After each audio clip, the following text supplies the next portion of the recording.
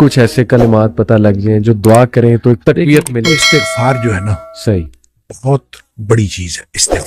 استغفار کے بہت سارے کلمات حدیث کے اندر آئے. ایک ہے استغفار رب اغفر لی وتب علی انک انت التواب الغفور.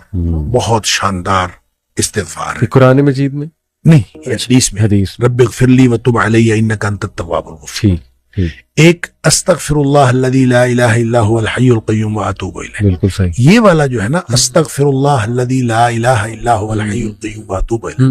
اندازہ کیجئے کہ حدیث میں قرآن میں آتا ہے کہ جو شخص میدان جنگ سے فرار ہو نا اس پر اللہ کا غضب نازل ہوتا ہے. صحیح.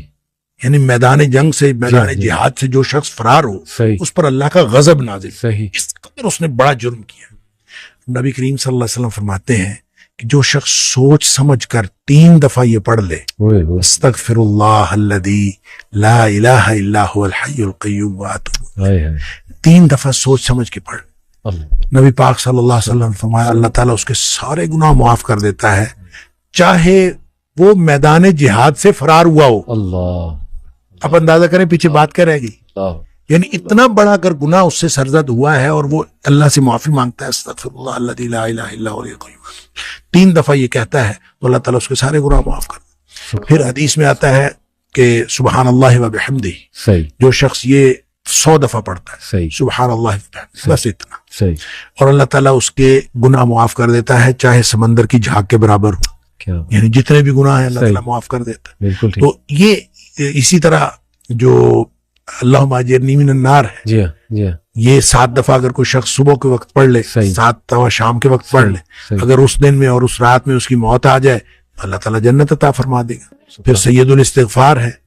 یہ تو میں سمجھتا ہوں شارٹ کٹس ہیں. تو سید الاستغفار 1 دفعہ پڑھ لے اللہم انت ربی لا الہ الا انت خلقتنی. تو یہ 7 دفعہ یہ 1 دفعہ پڑھ لے. صحیح.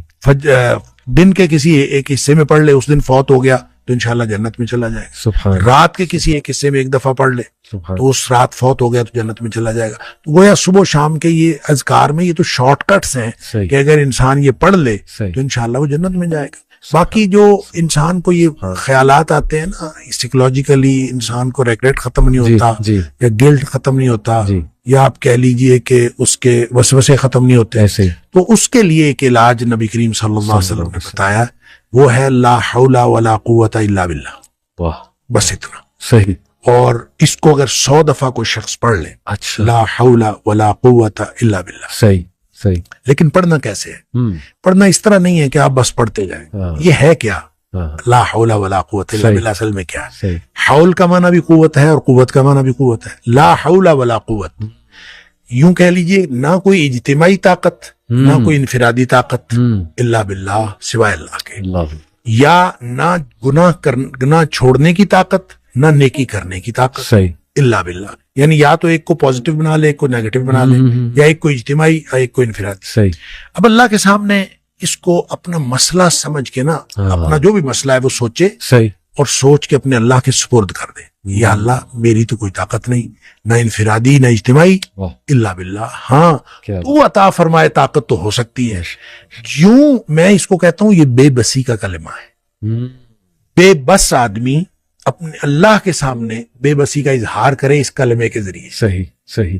تو پھر یہ نبی پاک صلی اللہ علیہ وسلم نے فرمایا جس شخص نے کہا تھا نا مجھے وسوسے آتے ہیں جی آپ نے فرمایا لا حول ولا قوت الا باللہ پڑھا کر تیرے وسوسے بھی ختم ہو جائیں گے اور اس کے علاوہ اللہ تعالیٰ تیرے 100 مسئلے حل کر دے گا. واہ واہ. آپ اندازہ کریں ایک شخص کے 100 مسئلے ہوتے نہیں ہیں. 2 نہیں تو 4 نہیں تو 6 نہیں تو 8 اس سے زیادہ مسئلے تو کسی کے ہوتے نہیں. تو لا حول ولا قوت الا باللہ پڑھنے سے وسوسے بھی دور ہو جاتے ہیں اور اس کے علاوہ اور وسوسے جب حدیث میں اس کا لفظ وسوسے آتا ہے تو میں اس کا سمجھتا ہوں کہ اس سے مراد سائیکولوجیکل پرابلمز ہیں.